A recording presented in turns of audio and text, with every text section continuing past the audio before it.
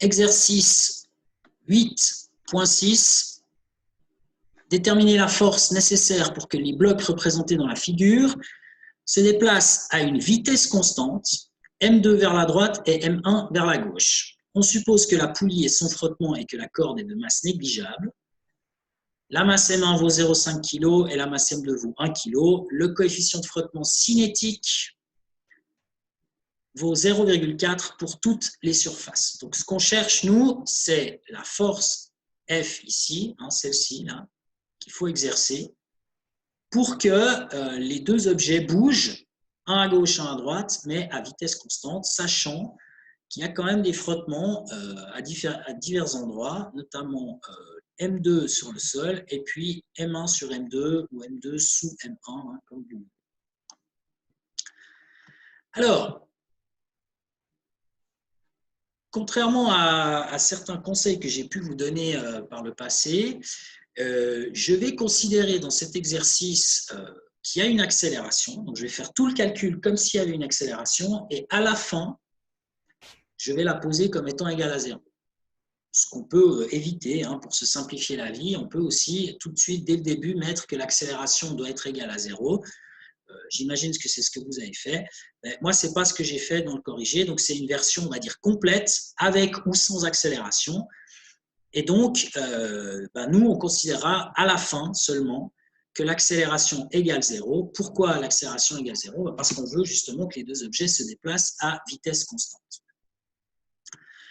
Alors, tout d'abord, un petit rappel des forces en présence. Alors, il y a deux objets. Le premier objet, c'est l'objet M1 qui est là en haut. Alors, cet objet M1, il subit une force de pesanteur de la part de la Terre, une force de soutien de la part du bloc M2 sur lequel il repose. Il subit une force de tension dans le câble qui le tire justement vers la gauche. Et puis, il subit encore une force de frottement qu'on voit ici, puisque lui, il se déplace vers la gauche, il y a donc une force de frottement ici qui agit sur lui en direction de la droite. Cette force de frottement, je l'ai appelée F2,1, c'est la force que le bloc 2 exerce sur le bloc 1. Donc, sur ce bloc, on peut écrire somme des forces, donc le poids, plus le soutien, plus la tension, plus la force de frottement, égale la masse de l'objet fois son accélération. On peut déjà écrire cette deuxième loi de Newton. Alors, cette deuxième loi de Newton, maintenant, ce que j'ai fait ici, c'est que, après, avant d'aller plus loin, je vais parler maintenant des forces qui agissent sur le bloc du bas. Là, c'est plus compliqué. On avait vu dans les indications que j'ai données hier qu'il y a en réalité 7 forces. Il y a de nouveau le poids. Ça ne change pas. Il y a toujours la force de soutien, S2. Donc, ça fait 2. Il y a la force avec laquelle on tire vers l'arrière. Ça fait 3. Il y a la force de tension ici, puisque en tirant dans cette direction, le bloc ici va retenir par l'intermédiaire du câble notre bloc du bas. Donc, ça fait 4. Il y a 4 forces pour l'instant.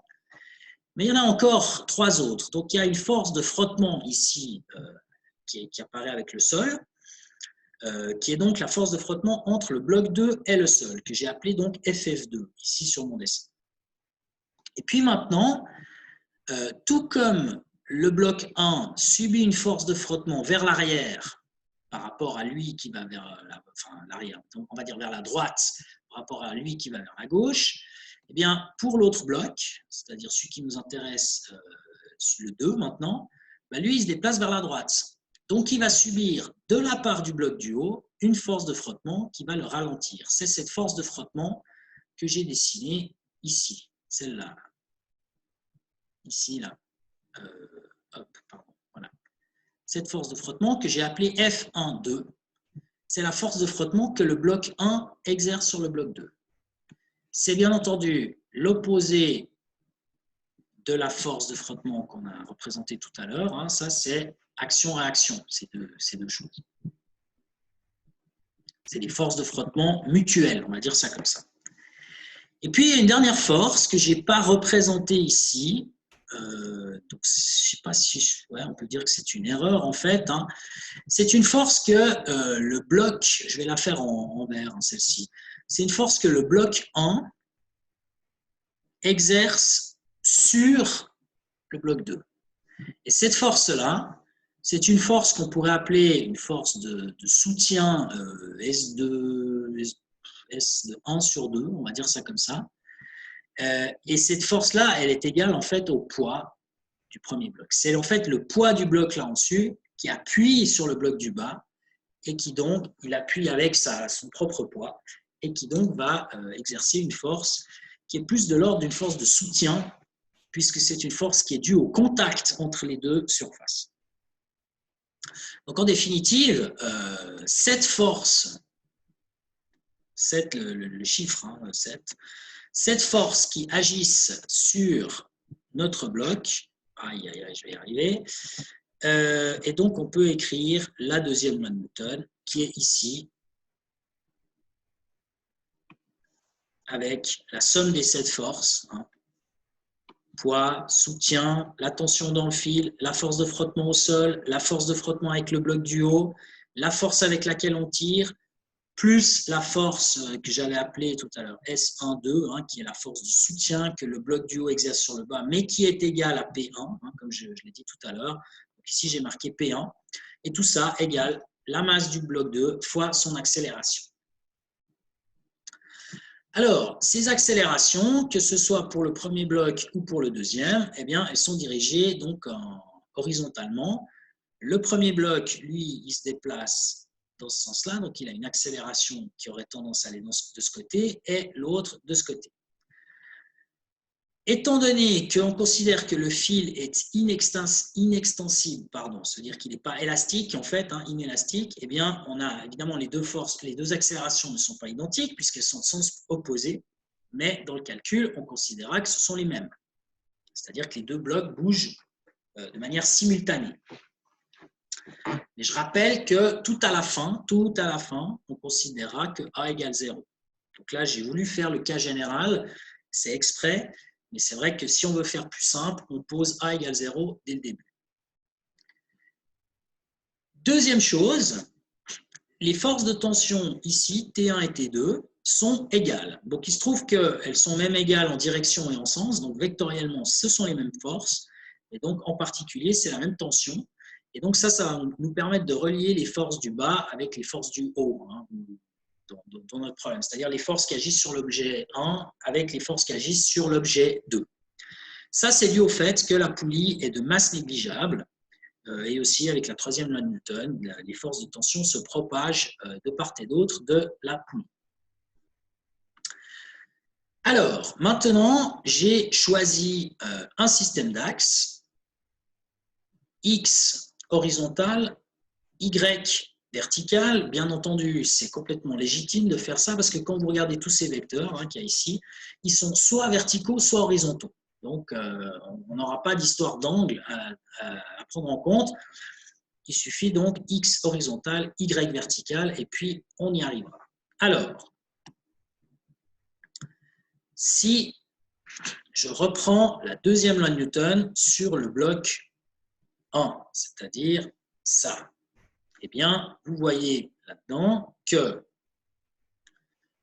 sur l'axe X, c'est-à-dire horizontalement, le poids et le soutien sont verticales. Donc, les intensités sont 0.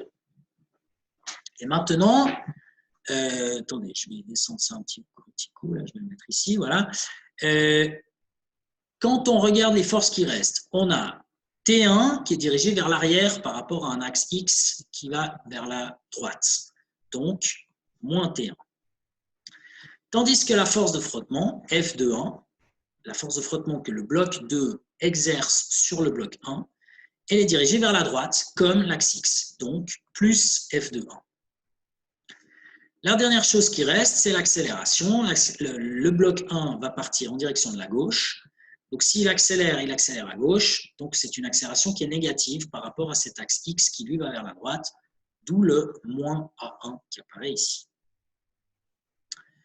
Si je nettoie tout ça, eh bien, on obtient une équation sur l'axe X qui est égale à, qui est la suivante plutôt, T moins la force de frottement égale M1A. Hein, j'ai inversé le signe des deux ici, hein, donc le moins T1 devient plus T1, et comme T1, bah, c'est T, donc ça devient T. Le plus F2.1 devient moins, si j'inverse le signe, et puis là, si j'inverse le signe, ça devient plus M1A, parce que justement, il n'y a qu'une seule accélération, A1, A2 égale A. Ça, c'est pour l'équation sur X. Maintenant, sur Y, qu'est-ce qui se passe? Y, c'est l'axe vertical. Alors, vous voyez que de tous ces vecteurs, hein, qui sont donc P, S1, T1, F2 et puis A1, T1, il n'y a rien verticalement, F2 non plus, F2.1 pardon, non plus, et puis l'accélération non plus. Donc les seules forces, les seuls vecteurs verticaux, c'est P1 et S1. P1 est dirigé vers le bas, donc par rapport à Y, c'est négatif. S1 est dirigé vers le haut, donc par rapport à Y, c'est positif.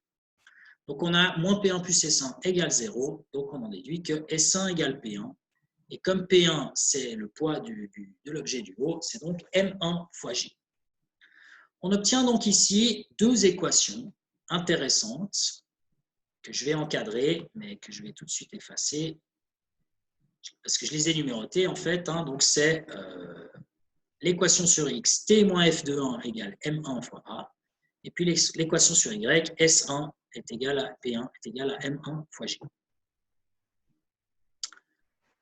Alors, ces deux équations, on va tout de suite les exploiter, tout de suite, grâce au fait que là-dedans, on a en fait ici S1 égale M1G. Et puis ici, je vais faire en vert, on a T moins F2.1 égale M1 fois A. Et il se trouve que F2.1 et S1 sont connectés entre elles par la loi du frottement cinétique. Alors, le frottement cinétique, qu'est-ce qu'il dit? Il dit que la force de frottement, c'est-à-dire F2.1, c'est égal à mu1, on va dire, mu tout court, puisqu'il n'y a qu'un seul coefficient de frottement. Là, j'ai marqué mu1, c'est mu, fois la force de soutien. Donc, cette force de soutien étant égale à M1 fois G, on va pouvoir faire des substitutions. Alors, voilà les substitutions. Ça se voit assez rapidement, en fait, ici. Donc, première chose, j'ai considéré que ici, F2.1 égale mu1 fois S1. Ce S1, je le balance là-dedans. Et cette expression rouge, je la balance à la place... Non, pardon, je voulais faire ça en rouge. Je la balance à la place de ça. Voilà. Hop. Donc, c'est ce que j'ai fait ici. T1 égale moins F2.1, ça devient T égale moins mu S1. Hein, j'ai remplacé ici le mu S1. Voilà. Et puis maintenant, le S1, eh bien, je le remplace lui-même par M1 fois G. C'est ce qu'on a ici. Je remplace ça là-dedans et je l'obtiens ici. Donc, on a cette équation qui est intéressante. T moins mu1 M1G égale M1 fois A.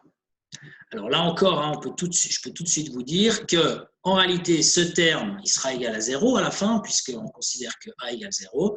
Et puis, mu1, il n'y aura qu'un seul mu, hein, puisque c'est marqué dans la donnée que tous les coefficients de frottement sont égaux. Hein, donc finalement, on n'a que mu en réalité qui sort d'ici. Je ferai ces simplifications plus tard. Alors maintenant, plus difficile, qu'est-ce qui se passe sur le bloc 2? Alors, sur le bloc 2, on avait vu qu'il y a 7 forces qui agissent. Et donc, ces 7 forces, il faut les représenter sur l'axe X et sur l'axe Y. Alors, on va commencer par l'axe X. Sur l'axe X, il y a T2 qui agit. Il y a F, la force de frottement avec le sol qui agissent. P2 et puis S2 n'agissent pas. La force de frottement elle agit. La force avec laquelle on tire sur le bloc, elle agit aussi. Et ce qui n'agit pas, c'est le poids, en fait. La force que l'objet du haut exerce sur l'objet du bas, ça n'a pas de composante selon X, en fait. Donc, en réalité, on peut enlever 3 forces et il n'en reste plus que 4 dans cette histoire sur X. Alors, ces 4, on se rappelle, c'est F, force de frottement avec le bloc du haut, force de frottement avec le sol et T2. Alors, écrivons. J'ai fait ça là en bas. Donc, sur X, T2, il est dirigé vers la gauche, X vers la droite, donc moins T2. Force de frottement avec le sol, également, dirigée vers la gauche, X vers la droite, donc moins FF2. La force de frottement avec le bloc du haut, là aussi, elle s'oppose au déplacement qui est vers la droite, donc moins FF, moins F12. Et puis, la seule qui reste positive là-dedans, c'est la force qu'on exerce en tirant sur la corde, F. Tout ça, c'est égal à M2 fois A2, et comme vous pouvez le constater sur le schéma, A2, s'il y a une accélération, cette accélération, eh bien, elle va être en direction de la droite, ici. Elle va dans ce sens-là. Donc, c'est dans le même sens que X, donc une accélération qui est positive ici. Pardon. Hop. Donc, comme elle est positive, on met un plus ici. Là, voilà. Plus M2 fois A2. Donc, en définitive, quand on étoile le tout, donc j'enlève les zéros ici, ça, et puis ça, donc toutes les forces qui sont verticales, c'est nul. Il reste F, moins T2, mais T2, il n'y en a qu'une, donc c'est T, moins FF2, moins F12. Et ça, c'est égal à M2 fois A2, mais A2, c'est A. Encore une fois, ça, dans la suite, on mettra que A égale 0, puisqu'on veut que l'objet se déplace à vitesse constante. Alors, une première équation sur X. Ici, qu'est-ce qu'on peut dire maintenant sur Y? Alors, sur Y, si je reprends encore une fois mon schéma, vous avez 3 forces qui agissent verticalement. Il y a le poids, P2, le soutien, S2, et puis il y a cette force qui pousse, c'est la force que l'objet 1 exerce sur l'objet 2, qui en réalité est égale au poids de l'objet 1. Donc, il y a 3 forces qui agissent ici. Alors, ces 3 forces qui agissent verticalement, elles sont écrites ici. L'axe Y, je vous rappelle, qui va vers le haut. Donc, le poids moins P2 vers le bas. S2 va vers le haut, donc positif. Toutes les autres forces ont des composantes horizontales, donc elles sont nulles. Et puis, il reste le poids de l'objet du haut qui appuie sur en bas, donc moins P1. Donc là, si je passe ce poids, enfin les deux poids d'ailleurs, de l'autre côté, j'obtiens que S2 égale P1 plus P2. Et ça, ce n'est pas très étonnant. En réalité, ça veut dire quoi ça? Ça veut dire que le soutien du sol, S2, il soutient le poids des deux objets. Donc ça, c'est quelque chose qui est assez logique, je dirais. Le sol, il n'en sait rien s'il y a deux objets les uns sur les autres ou s'il n'y en a qu'un seul qui a la même masse, quoi. Donc lui, il exerce une force de soutien, S2, qui est là pour compenser le poids des deux objets, en fait. Et donc, P1 plus P2, ça fait M1G plus M2G, donc en définitive, M1 plus M2 fois G. Alors, là-dedans, on va retourner encore à ce schéma, et là-dedans, on a une force de frottement. Cette force de frottement-là, elle est liée à quoi? Cette force de frottement, c'est la force de frottement que l'objet 2 exerce sur l'objet 1. Donc, elle est liée à la force de soutien que l'objet 2 exerce sur l'objet 1. Et cette force de soutien, c'est la force de soutien S1. En fait. Donc, on peut écrire que F de 1 égale mu fois S1. Et ça, c'est ce que j'ai fait ici. Là. Je n'ai pas été dans l'ordre. C'est ce que j'ai fait ici. F12 pardon, excusez-moi, F2,1, excusez-moi, F2,1, ici. La force de frottement que l'objet 2 en bas exerce sur l'objet 1 en haut, c'est mu, j'ai appelé ça mu1, parce que bon, il n'y a qu'un mu de toute façon, donc on s'en fiche de cette histoire, fois S1. Et comme S1, c'est M1 fois G, ça sort de... Ah, mais attendez, je m'excuse, j'en ai déjà parlé en fait de cette histoire. Je radote un petit peu, excusez-moi, j'ai déjà parlé de ça, donc je suis obligé de reprendre. Pardon. Alors, j'ai pas dit d'erreur, j'ai juste dit 2 fois les mêmes choses. Ce que j'aimerais faire maintenant, c'est m'occuper de F1,2, excusez-moi, de F1,2. Donc F1,2, elle est, je recommence, je remontre mon exemple. F1,2, c'est cette force-là. Donc F1,2, c'est la force que l'objet 1 exerce sur l'objet 2. Donc l'objet du haut sur l'objet du bas. Donc elle va être liée à quoi? Elle va être liée à la force de soutien que l'objet 1 exerce sur l'objet 2. Et ça, j'ai dit que c'était égal à P1. C'est cette force-là, celle qui appuie vers le bas. Donc, si vous voulez, on peut écrire que F1,2 est égal au coefficient de frottement fois cette force de soutien S1,2 qui est elle-même égale au poids. Donc, ce sera mu fois P1. Et donc, en définitive, ce sera mu fois M1 fois G. Où mu, c'est le coefficient de frottement qu'il y a entre la surface du haut, enfin en haut, c'est pas avec le sol. C'est pas celle avec le sol, c'est celle qui a là au contact. Mais en réalité, ce sera tout le temps la même. Donc, F1,2 égale mu fois M1G. Et donc, on retrouve bien ce que j'avais dit au début, c'est-à-dire la relation d'action-réaction, ici. F2,1, c'est mu fois M1G, et puis c'est la même que F1,2. Donc, c'est vraiment action-réaction, ces deux forces. Alors, ça, on le retient, c'est une des équations. Et puis, il y a une autre équation qu'il faut retenir, enfin, qu'il faut poser, en fait, ici, qui est toujours liée au frottement. Cette fois, c'est les frottements qu'il y a au sol. Alors, la force de frottement qu'il y a au sol, c'est-à-dire FF2, elle est liée à quoi? Elle est liée à la force. C'est une force de frottement que le sol exerce sur l'objet 2. Donc, elle est liée au soutien que le sol exerce sur l'objet 2, c'est-à-dire S2. Donc, on peut écrire que FF2 est égal au coefficient de frottement qu'il y a ici, avec le sol, celui-là, je l'ai appelé mu2, entre le sol et l'objet 2, mu2 fois S2.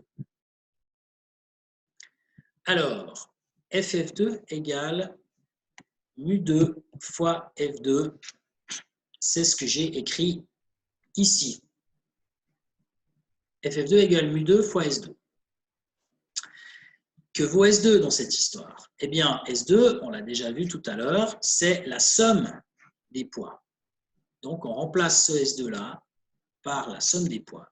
Et on a une expression pour la force de frottement avec le sol. Alors là, on a plein de choses. Il s'agit maintenant de tout mettre ensemble. On a la force de frottement avec le sol, la force de frottement sur le bloc du haut. Tout ça, il faut injecter dans l'équation sur X. Alors, je ne sais pas si, peut-être que je réduis un petit peu la taille, comme ça j'arrive à tout mettre sur la même feuille. Voilà. Parfait. Alors, vous voyez ici, j'ai l'équation sur X avec, je vais faire en jaune, c'est moins agressif. Donc, on a F, qu'on retrouve ici, F, moins T, moins T. Maintenant, je change de couleur, en vert, on a moins FF2. Et FF2, c'est l'expression 6 qu'on a obtenue ici. C'est mu2 fois M1 plus M2 fois G. Donc, il faut la prendre négative. Là, il y a un moins. Donc, moins mu2 fois M1 plus M2 fois G. Et puis ensuite, il y a l'autre force de frottement, moins F12. Et cette force de frottement, F1,2, c'est l'équation numéro 7. C'est mu1 M1 fois G. Donc, moins mu1 M1 fois G. Et tout ça, c'est égal, je peux reprendre mon orange, à M2 fois A, qu'on retrouve ici. Donc, vous voyez que cette équation, ici, hein, on a pas mal de choses à l'intérieur. Si on la couple avec l'autre, on va pouvoir probablement obtenir ce qu'on veut. Alors, je modifie cette équation en considérant maintenant que, enfin, que les coefficients de frottement sont identiques partout. Donc, au lieu d'écrire mu1, mu2, j'écris mu partout. Et donc, on avait cette équation 3 là en haut, ici, là, que je reprends. Elle est là, voilà.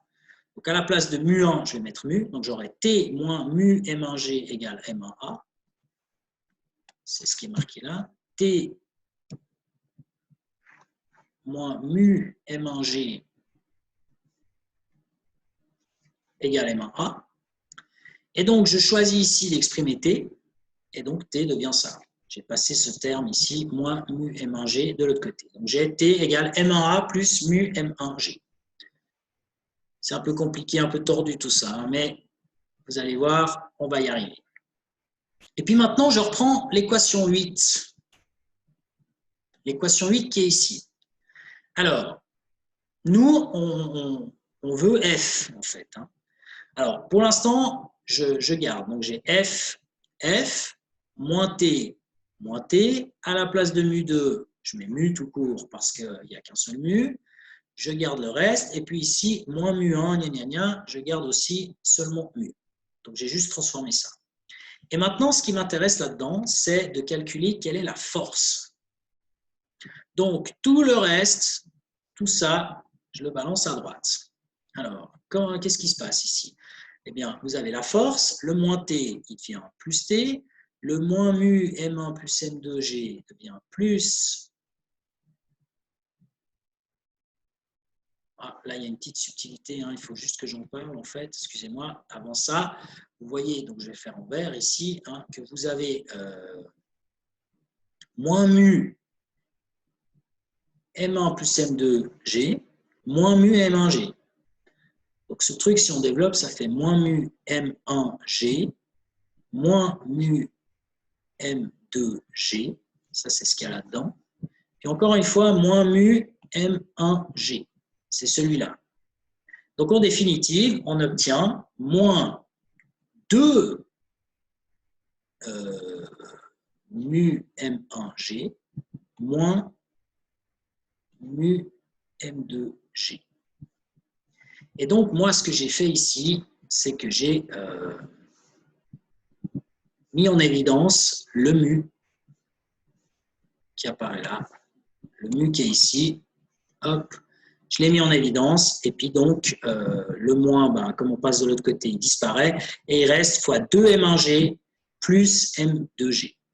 Donc, c'est ce qu'on a ici. Alors, bon, je vous laisse régler cette petite algèbre si vous n'êtes pas convaincu. Vous faites les calculs vous-même et puis vous allez tout de suite piger. Alors, je termine. Donc, maintenant qu'on a cette expression pour F, il suffit, là on a T, il suffit de remplacer T par l'expression qu'il y a ici, par une substitution. Et donc, F est égal à le M1A, on le retrouve ici, plus mu M1G, on le retrouve ici. Et puis après, il y a tout le reste qu'il y a ici, qu'on retrouve ici. Alors là-dedans, on peut combiner des choses. On a mu M1G, plus encore ici, il y a du mu et puis 2 M1G, donc il vient mu fois 3 M1G. Et puis il reste plus M2G. Et puis ensuite, pour ce qui est de l'accélération, j'ai tout de suite fini. Hein, on a M1 fois A plus M2 fois A, ça devient M1 plus M2 fois A. Donc ça aussi, hein, ça demande un petit peu d'algèbre. Si vous ne voyez pas le truc comme ça, je vous conseille juste de refaire vite fait les calculs. Hein, ce n'est pas très sorcier. C'est un réarrangement de termes. Finalement, On veut que les deux blocs se déplacent à vitesse constante. Donc, on va poser enfin que l'accélération est égale à 0. Donc, si l'accélération est égale à 0, ça veut dire que ce terme qui tombe, et donc celui-ci aussi.